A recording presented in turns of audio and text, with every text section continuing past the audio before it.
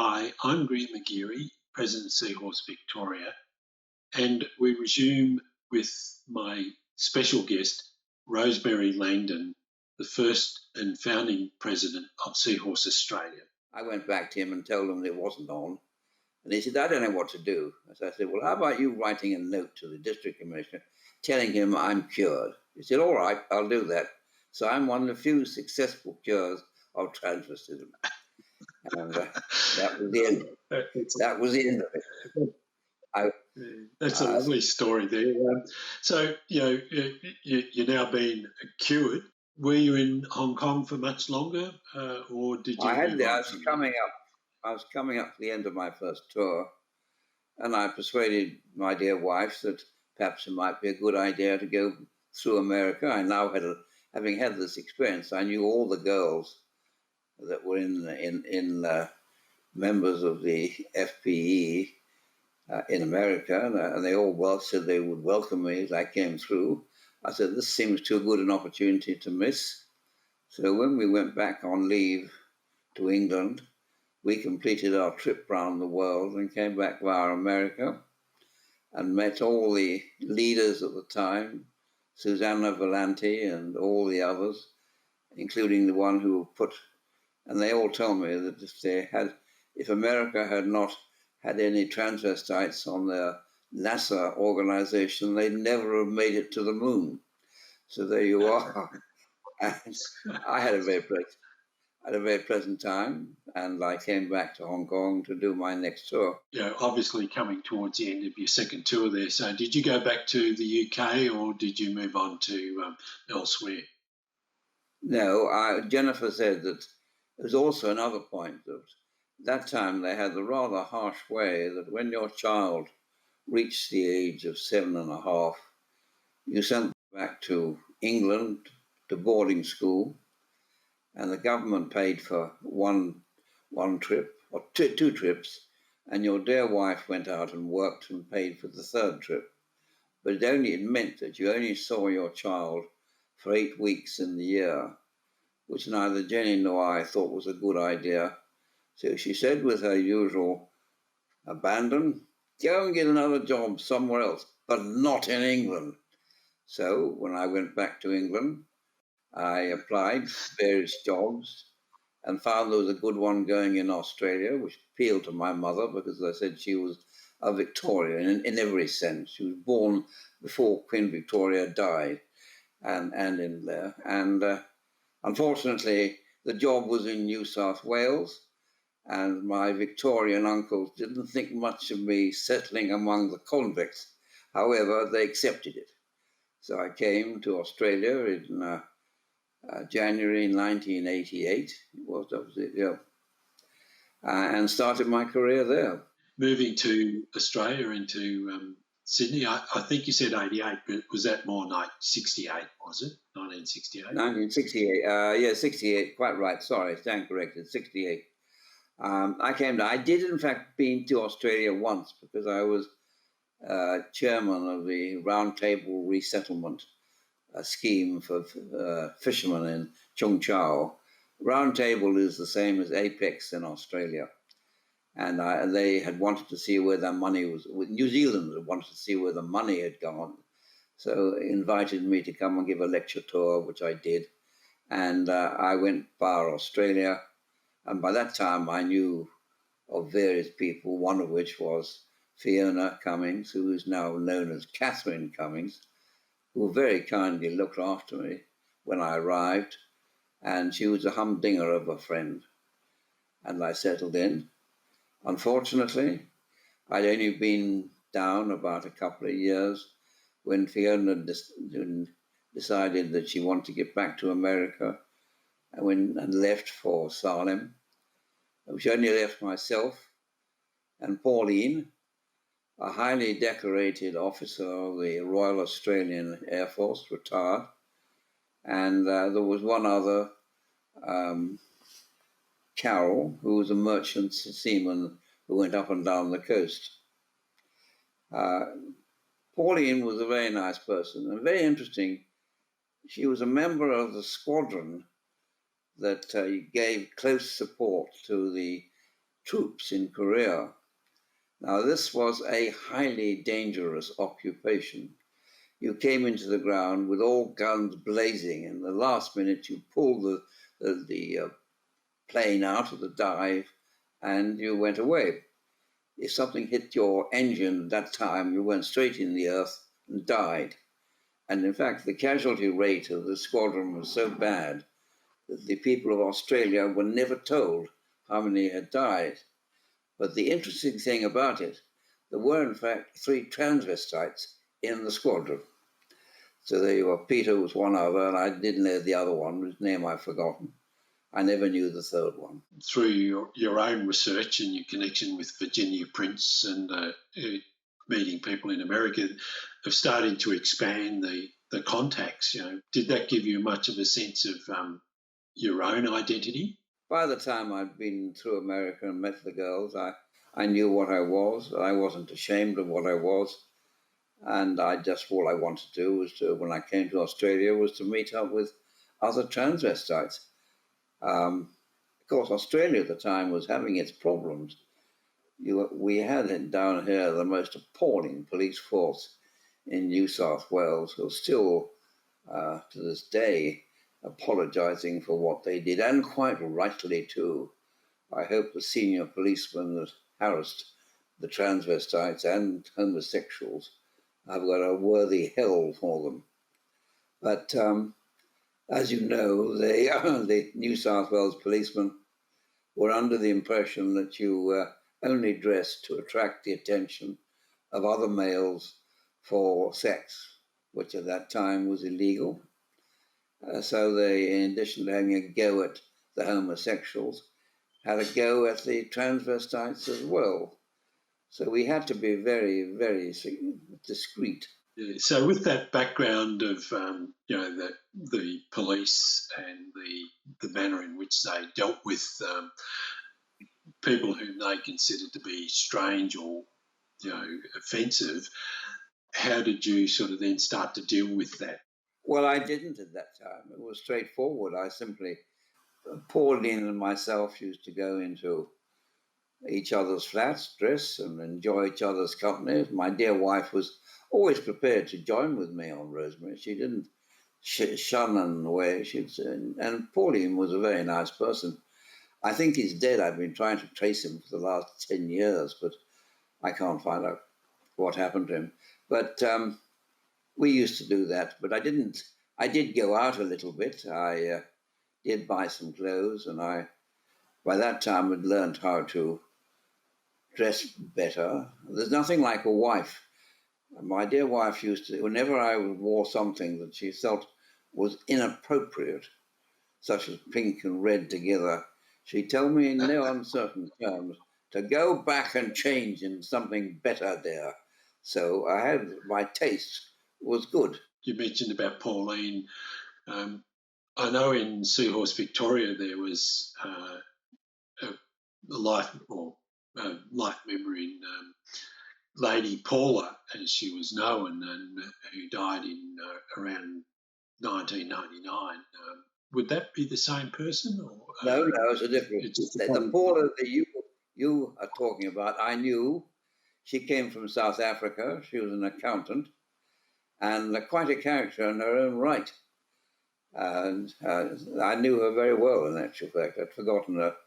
I'm afraid with the passage of time, you tend to forget. Yes, I knew her. No, Pauline was very different. She worked for one of the major companies. She was a pilot, and she used to pilot. She also used to pilot later on what she called Seahorse Airlines. Bloody near killed herself because she didn't realize quite how much clothing transvestites carry with them. And then after that, she was very carefully checked what we brought on board the plane. I was going to say it's like taking 2 suitcases of luggage just for the day out. We did have visits from Joan, who was an architect in Christchurch in New Zealand, who wanted to settle in Australia, but his wife wouldn't countenance Australia, so that he used to come over from time to time. And when he came over, he used to take out Rosemary. That was how I got to Les Girls dressed, which was a fun evening. And she was a lovely woman too, but she has died with the passage of time. You talked about lay girls there. That obviously provided a background to be able to, for yourself and others to be able to have a social outing, as it were. Well, it was a very pleasant place. There was also the Pink Panther, which was down in Kensington Way, I believe. I never actually went there, but I heard of it. But it was this kind of love-hate relationship between the police and the showgirls, in a way of describing it. They had this sort of desire to make life miserable to anyone that walks the streets looking normal, but seemed to cheerfully accept the drag queens. We're now sort of moving into that early or the end of the decade and moving into the 70s. What was a catalyst for you to, start to think about forming an organisation to help transvestites? Well, the catalyst was Virginia. Virginia Prince, who was really the first transvestite I ever met, said she wanted to come down to Australia. Virginia is a missionary. As far as I could ascertain, in the early days, she wanted to convert everyone to transvestites. She didn't believe that anyone shouldn't be a transvestite. Very overpowering, but she did found the entire transvestite movement throughout the world. And it took some guts to do that, I can tell you. Anyway, she told me she wants to come down to Sydney. Would we show around? Of course I would. And Pauline and myself did it. She didn't do herself the best of charm by criticising the Harbour Bridge. And as Pauline was a very proud New South Welshman, he didn't take very kindly to this criticism from a bloody Yank. However, I managed to calm him down. Anyway, just before Virginia left, he turned to me and said, "Rosemary, you've got to organise the girls." I said, "Of course, yes, I'd love to." The only snag was I hadn't a clue who the girls were and where they were. However, when she left, I had a word with Pauline and asked whether she'd offer any bright ideas. Not a clue. I then asked Carol, our merchant seaman, and she said, "Well, I can't help you, but I do know someone in Melbourne who is in advertising." Now, I'd love to know who this person was, because she had a very vital place in the foundation of all our societies. Anyway, I've forgotten it, but she wrote and said to me, well, there is a magazine called the King's Cross Whisper, which has a rather extensive contact section at the back of the magazine, and you might be able to find some help there. So I bought the magazine, and my eyes opened wide. I couldn't believe that anyone could put ads in a paper of the nature that was published in this paper, such as "Man would like to meet other man for fun." I mean, it was pretty bloody blatantly obvious what it was all about. I said, well, if they can put that in, I'm sure I can find a wording that would attract other transvestites and not the police. So I hit on what is now famous in New South Wales. The ad was that enthusiastic TV would like to meet other TVs for mutual enjoyment. As you know, we call ourselves TVs at that stage, and prayed to God that I would get a reply from the transvestites of Australia and not the goddamn police force. I'm glad to say that, much to my amazement, I began getting replies from all over Australia. I had no idea the magazine had this coverage. I got them from Melbourne, from Perth, from Adelaide, from Brisbane, and luckily about a dozen from Sydney, because we needed the girls from Sydney to form the society.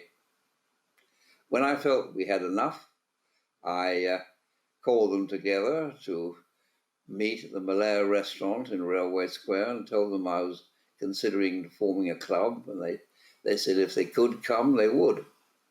Sufficient came. I can't remember how many, but it was, I think, about roughly 8 to 10. in response to the ad, I'd heard stories about that there were also people contacting you or others about television rather than... There was a bloke who wrote and said, I couldn't see why we needed to get together to watch television.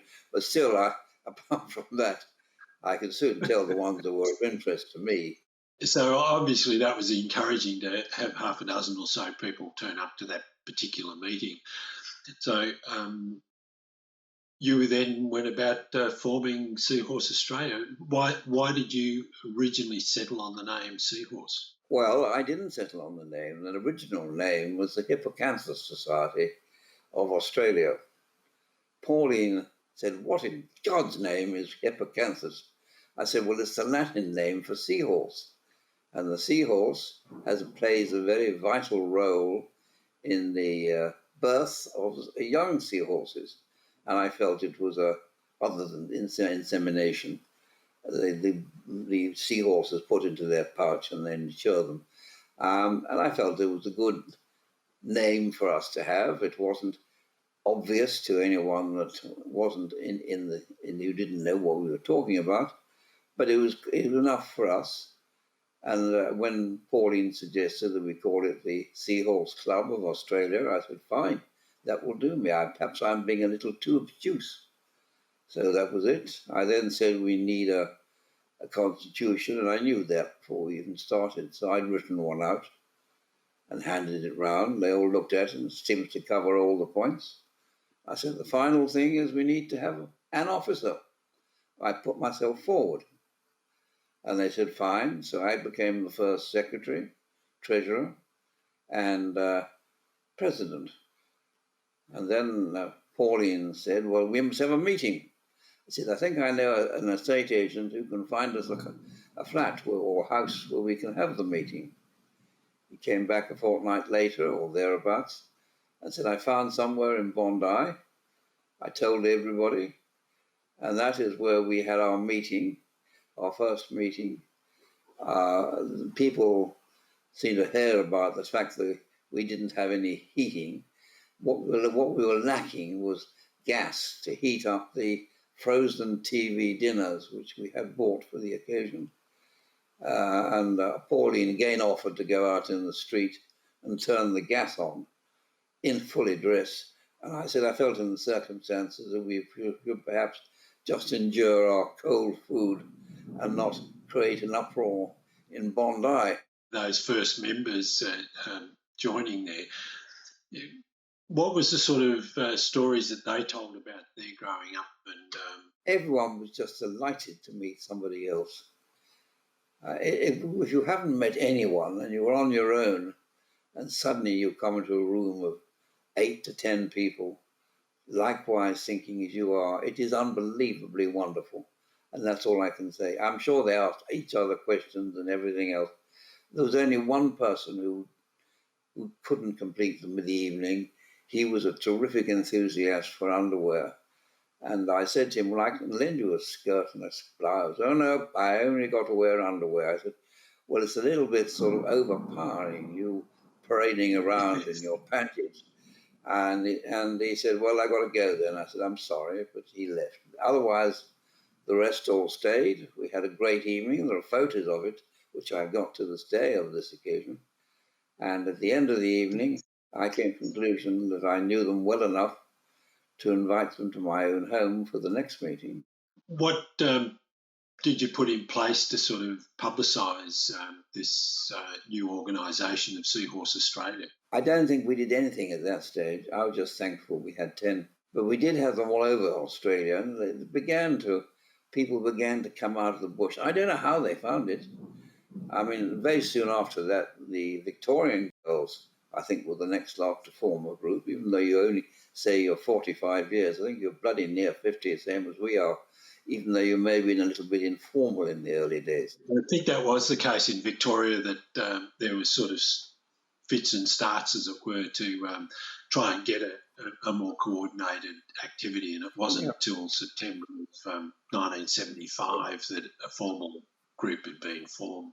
I think that's perfectly reasonable to say that, but I can assure you, you were all the main members were members of Seahorse Australia, and only when it became apparent that we couldn't run a club from Sydney that everyone broke off perfectly amicably and formed their own clubs. I think they were known as Chameleon in Western Australia, and the South Australian one was Carousel, I think, is the name that they used. With the development of Seahorse, and when did you sort of start to move it into maybe a little bit more of activism or advocacy for, treating transvestites or transgendered people as normal human beings with equal rights? I have to say there is quite interesting in the way the two societies have in fact gone slightly different ways. You have been very much of an advocacy organisation and you've done wonderful work at that. In New South Wales, after about 4 or 5 years, we formed the Gender Centre, which gave help to the transgender girls and did a lot of the advocacy. They recently got themselves in real trouble demonstrating outside the Parliament. Whereas Seahorse has been rather more of a social club and has concentrated on heterosexual or cross-dressing rather than the transgender. We accept everybody in the club. We're not selective, but they have as you know, their own particular problems. And we have never really been very strong on that, though some of our presidents have done a lot of work. Paula did a lot of work in this connection, and we still keep going. We are, as I said, we believe we're an umbrella association, and we take in anybody who wants help in connection with cross-dressing. But we've never actually been quite as intense as your club is. Particularly in the 80s and 90s in Melbourne, when the Constitution was drafted or redrafted in the, I think, late 80s, early 90s, it was very specific in it, termed transgender as an umbrella terminology to cover all the variations, right from just cross-dressing through to full transition. And in the mid-90s, Transgender Victoria was a couple of people, including Sally Golden, a life member of Seahorse Victoria, and Kayleen White, to be that advocacy group. And while Seahorse was heavily involved, we allowed Seahorse to become, like you're suggesting that with Seahorse New South Wales, is to be more the social and first point of contact in an umbrella sense, and the advocacy group then sort of really took over all those other activities. In New South Wales, it's done by the Gender Centre, who do a wonderful job on that. And of course we have Tranny Radio, TRG, they call themselves now, which is another group up there based in New South Wales. But we all know each other, we get along well with each other, and I think that it's very necessary that the Gender Centre does exist. It's, as you know, changing your sex is a traumatic event in someone's life. One of the things that we're sort of over the time that I've been involved in the last 17, 18 years, that we've used the term trans to cover every variation, but really making sure that people understand that it's an individual choice as to where you're at. Some people will, like yourself, blend it in with family life, and others must go and transition and have surgery and obviously need the support. But the thing that we really do know is that there are still people out there who do need a support group such as Seahorse to take that first step to start to become comfortable with themselves and give it some perspective. And you're obviously finding the same still occurs. Every month we get about 3 or 4 inquiries from people often, in my opinion, elderly who've never done anything, who had this particular urge. And it surprises me how someone aged about 60 has yet to be met with anyone. I think it's an incredible situation. But we welcome them in and we help them, and some go, some stay with us, some leave us. And, it's we're always here. We turn nobody down. And but we do tend to deal with the social side rather than the legal and difficult side of changing sex, which is, we can't change sex, change gender, sorry. And it seems to work quite well, except we lose our members pretty continuously all the time, but that doesn't matter. We lose 50 and we get back 50 each year. As I was saying, that's an experience that we do find here as well, is that, people come and go as their circumstances change, or they've put it into a perspective in their life that they can go off and deal with it as comfortable, that they've at least know that there's support there if they need it. Moving back in your life a little bit, that you left Australia briefly for a period of time and then went back to Hong Kong. Is that correct? I worked for a big firm of estate agents, and about 2 to 3 years after I founded Seahorse Australia, my firm offered me a partnership in Hong Kong, which of course was what I cheerfully accepted. But I knew I couldn't run Seahorse from Hong Kong, so I resigned, made sure all the posts were filled, and headed back to Hong Kong. I had been invited by the English girls to be one of the founders of Beaumont Society, but I wrote and told them that I really couldn't take on anything more. This was before Seahorse was founded, but I was trying to find my own feet in Australia as a newly arrived immigrant and with a couple of young children, and I really felt I'd taken on more than enough. But as soon as I left Australia for the first time, I didn't leave because I didn't like Australia. I just left because it was an opportunity I couldn't turn down. I went back to Hong Kong and I immediately joined the Beaumont Society.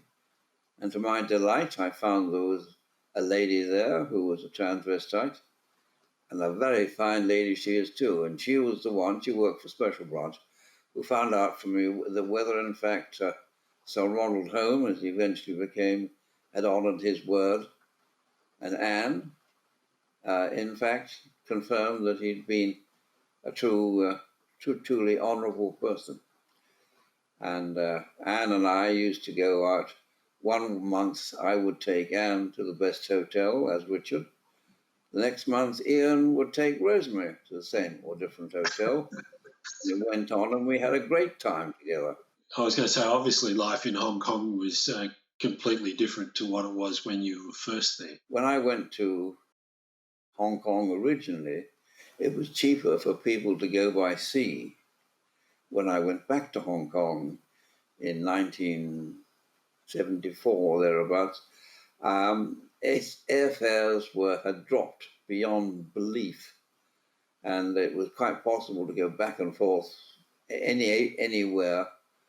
My own son, who still lives in Hong Kong, until the present problems arose, would trip around the world in a way that I found unbelievable. So that's a wonderful story and life story, and impressive with the wherewithal that you put into one, finding out about transvestism and tracking down like-minded people, and taking the courage to form a group to help others. So, Rosemary, it's been wonderful talking to you today. We hope at some point we can still catch up. Obviously, time for all of us does start to run out a little bit, but it's been a pleasure to talk to you and to hear your story and your part in making it better for everyone in the broader trans community. But thank you very much for inviting me. I will try and get down to Melbourne when we stop infecting each other, and I hope meet up with you and the girls. Thank you very much, Rosemary. My name is Greer McGeary. Thank you for watching Bent TV, and I hope you enjoyed Rosemary's story.